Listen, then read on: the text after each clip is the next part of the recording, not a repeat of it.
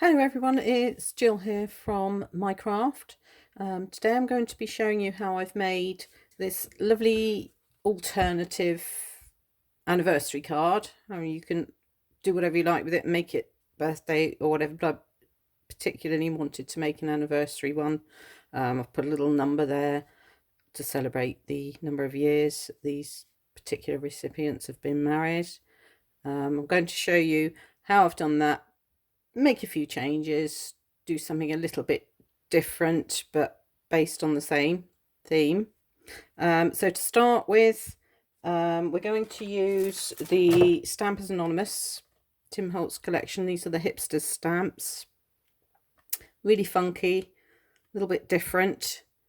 So right, let's get going then. Let's take these two. I'm going to use these two here, mount them up onto some blocks. Turn them over, always helps.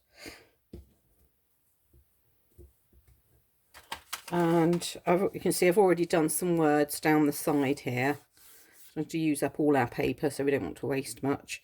And we'll cut them up in a little bit, ready to go onto the card. So I'm going to use archival ink because we're going to colour with watercolour and I don't want the ink to smudge. So let's just ink these up. Start with my little chicken man. And pop him down there. A little bit of pressure.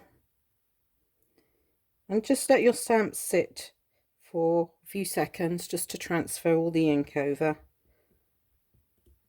Don't need to rock it or anything, just make sure it's a nice even pressure. There we are, that's fabulous, that one. And here goes the other one.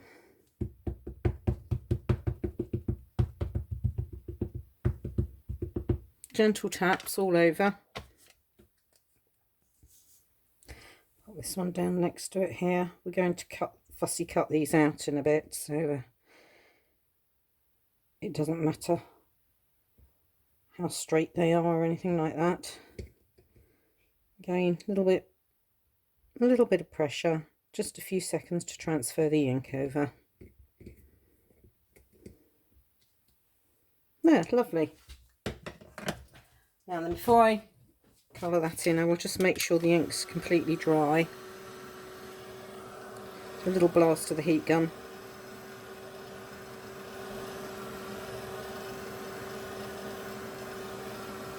There we go, that should do it. Now then, I'm going to be colouring these in with these aquatone crayons. These are fantastic. I love these. I'm from Derwent, and I'm going to be using a water brush. And I love these because you can get a nice depth of colour. You don't need to water them down too much. This is a 300 GSM card, so it's not a watercolour card. So I don't want it to wick, so I will be using the smallest amount of water possible. So my water brush doesn't actually give a lot of water. I don't know why. So I tend to put a little bit of water onto my mat to start with, and then just touch into my water brush, pick up a little bit of colour off of the end of the pen, crayon, pencil, whatever they are, aquatones. Right, then we can go in and start colouring. It doesn't really matter how particular you are around the hair here, because it will all be fussy cut out, as I said. So make sure you've got the right depth of colour that you like. Just go around there. And obviously I've had a little bit of a slightly different colour going on there as well with the yellow, just to tone it down a bit. There we go. Get a bit more. Mix it onto the mat. And these stamps are quite sketchy, so you don't have to be overly particular. It all adds to the look if you just give it a quick flick, if you like. A little bit more there. And as I said, we're cutting them out in a minute anyway, so it doesn't matter if you go over the edges too much. A little bit inside his glasses.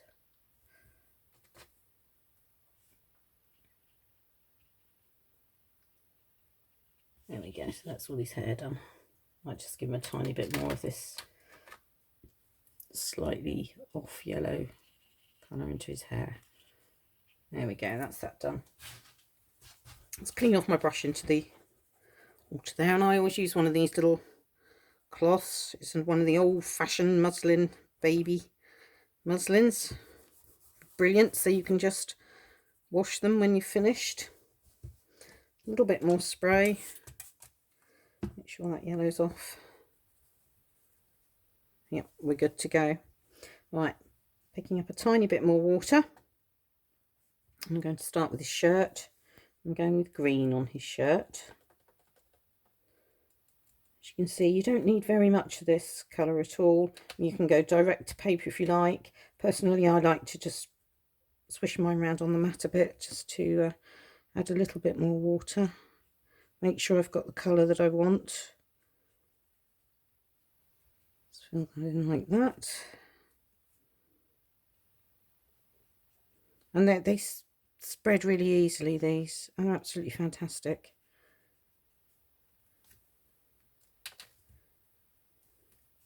On his collar.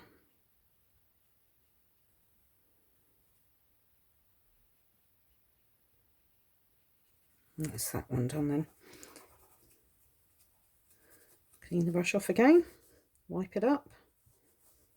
A bit more water. So make sure that's nice and clean. Brilliant.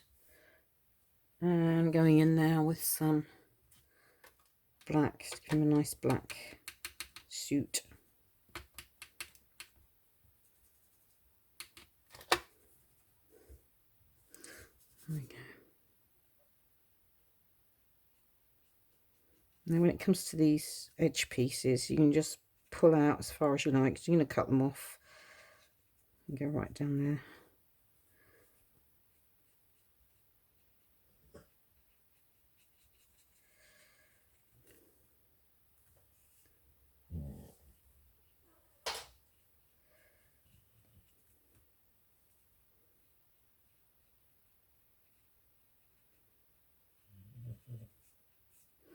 Right, clean my brush off again, just remove all that. Now with my little man here, I wanted to give him a nice checkered shirt. I'm going to dry him off a tiny bit more because I don't want to flood it all. I don't want all the paper to wick and go horrible. Let's just give him a quick blast. And I'm going to go back in again.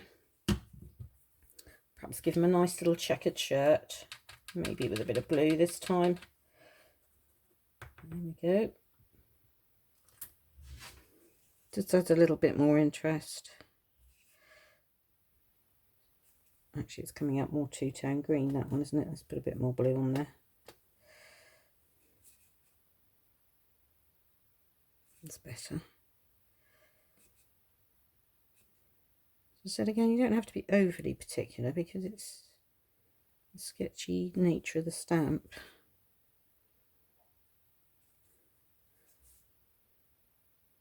And that looks a bit horrible at the moment, but it'll be fine once we get the next little row of lines in there.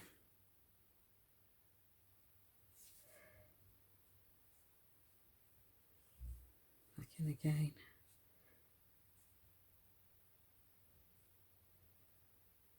Just adds a tiny bit more interest to the image.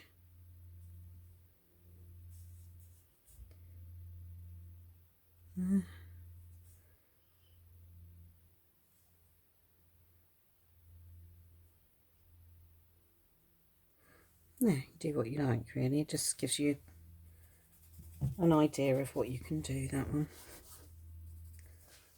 It's quite dark, that, so let's just make sure my...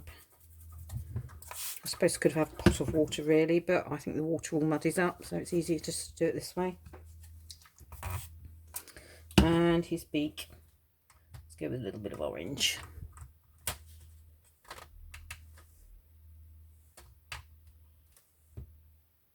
So by doing it onto the mat, you can control the amount of colour that you're putting down.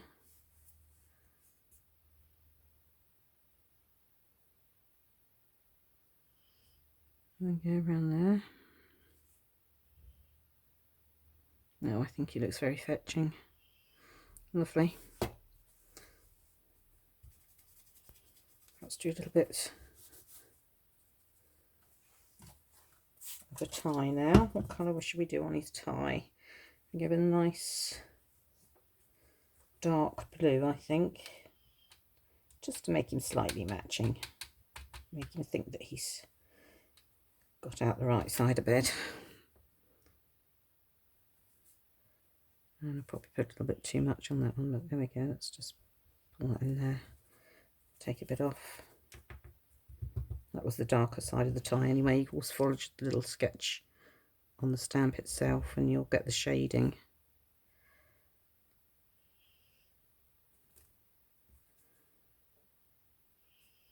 There, so there he is. So you get the idea with that anyway. So the next thing to do is just to do your other little figure there. And colour that in whatever colour you like. I've got a couple over here that I prepared earlier, different colourways. And I'm going to be using these ones. So let's pop that aside. In fact, we'll dry that off a minute. And I'll just take you around cutting that one out.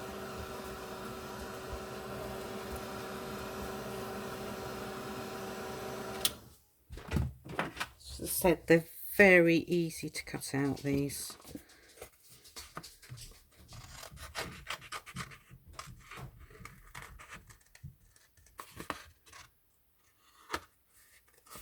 There we go.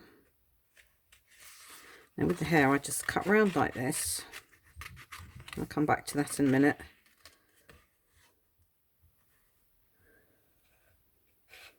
And if you can, when you're cutting, move your image, not your scissors. Gives you a more even cut line. And the bottom of these, just wiggle. So you get what you want. Now with the hair, what I do is go in from the end and just spike it up a bit. As I said, you don't have to be overly particular with it.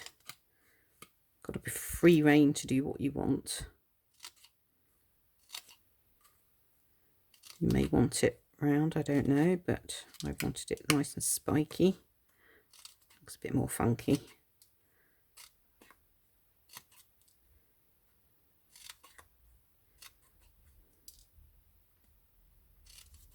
Found that easier to cut it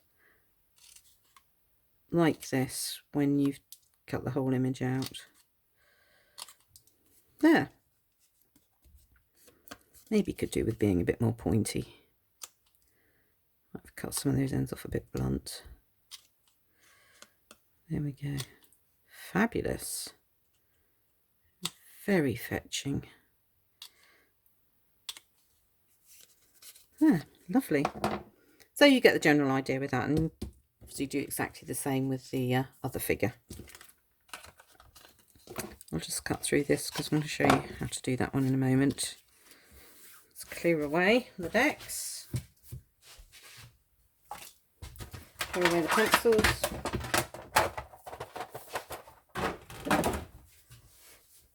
Make sure I've got a dry desk. That's better. Right, the water can go away. Now I'm going to be using a 5x7 card, and it's a top opening card like that. This is some Holtz paper. and I can't remember which pad that came from, I'm afraid, because I've got rid of the front cover like you do. Double-sided taped around the edges, but before I stick it onto the card, I'm just going to add a little bit of distress ink around the edge, just to give it a nice little contrast.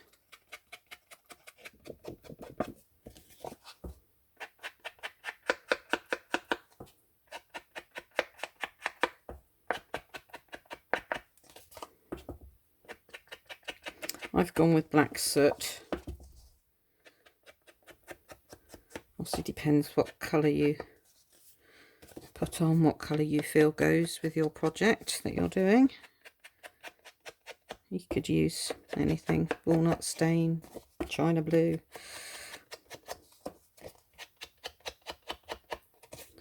A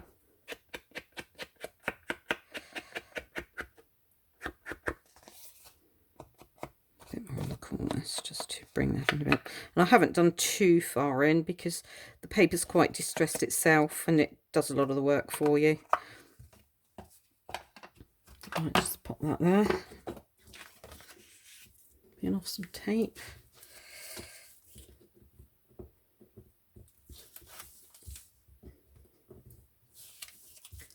Exciting part, pulling off tape. Right, with mine I always put a tiny bit of wet glue on top of the tape. You don't need very much, but it's just in case you've got these in storage and the tape dries out. It's just an extra level of protection, if you like. I'll just go down there, bring the card back in, line that up.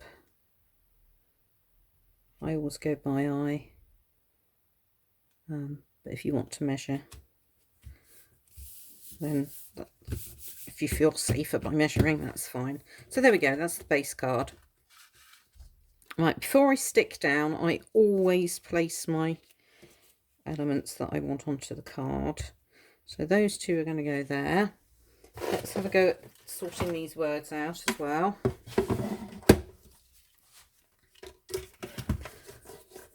So I've double-sided tape across the back of these before I even start, because they're very small and fiddly.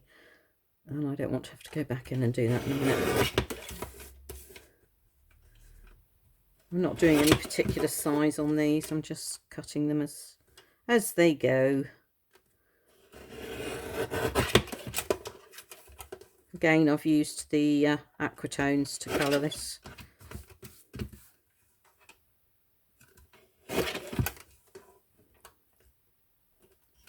There we go, fabulous. And I'm also going to just add a little bit of distress around the edges of these, just to make them pop a bit more.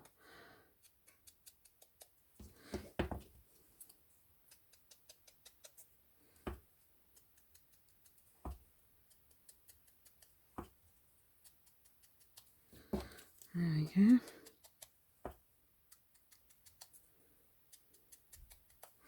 This is a lovely funky little card. It's great if you know somebody that likes something just a little bit different. So where are we going to go with those then? Let's go with just epic, sweet, super. So that's that. With this little card here, obviously I've put the number, little button, and this little heart here. I've got a couple of those here. So again, I've got another little heart, which I'm going to place there. And this particular one, I'm going to place a key on. So I thought I'd pop that there. So that looks quite a nice layout to me.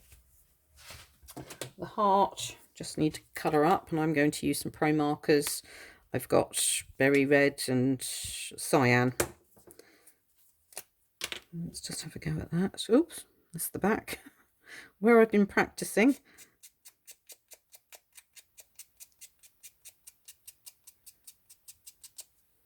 Lovely. So you can colour these little wooden embellishments any way you like. You can use embossing powders if you like. Just a little bit of blue in the middle. Crunch it down a bit. There we go. Now I always like to do my edges. Just finishes off the card. It just shows that you've taken that little bit more care. Nothing worse than a beautiful card and you hold it up and you can see all the bare edges around some of the embellishments. There, that looks quite good there. Right, that's super. Right, with these little figures in the middle, they always look nicer if you have them beveled, if you like, raised a little bit.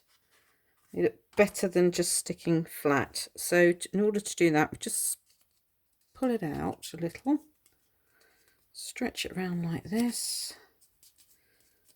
Just get that lovely little raised look. Just stretches the fibres out. Excellent. Might be a bit high, but we'll sort that out in a minute. And to stick these on, I always use pinflair glue or 3D gel glue of some description. And obviously mine's in syringe at the moment. Right, let's remove all of those. Come back to basics. So just place your gel in the middle so that you get the domed effect. If you put it all over, you're still going to get raised but flat. So we're just going to go this way. There we are. Oh, you look very nice, missus. There we go.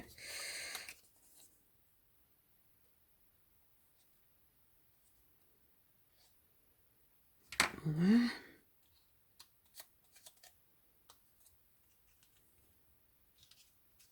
Charming couple. Let's move them up a bit. There we go. Stick our words on.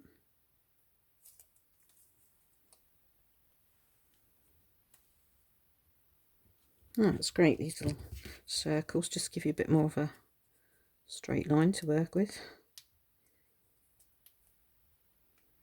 You may want to stick these on at jaunty angles.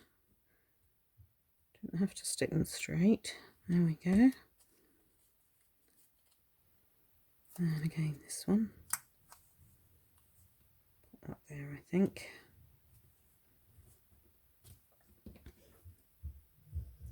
My key again I'm going to stick on with some pinflair. Takes a little while to dry. I mean, you may want to use hot glue, but I'm not in any hurry.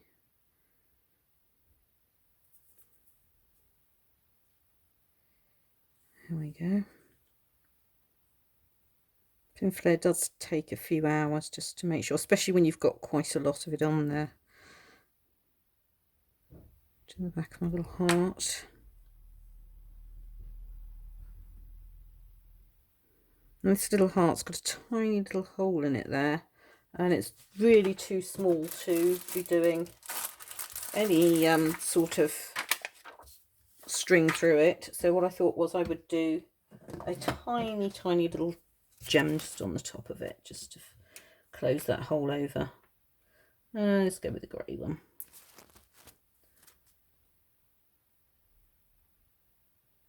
On there. As I said, this pinflair will take a few hours to dry out because it's quite thick, but it does give you some nice dimension. And then just to finish it off, we have a beautiful little flower to go in on the hat.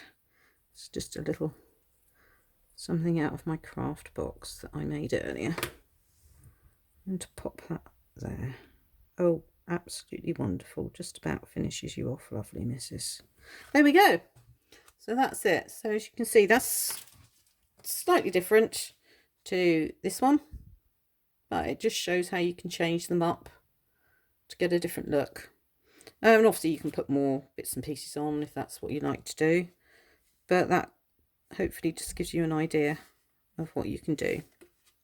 So that's it for today, and happy crafting, folks. See you again next time. Bye bye.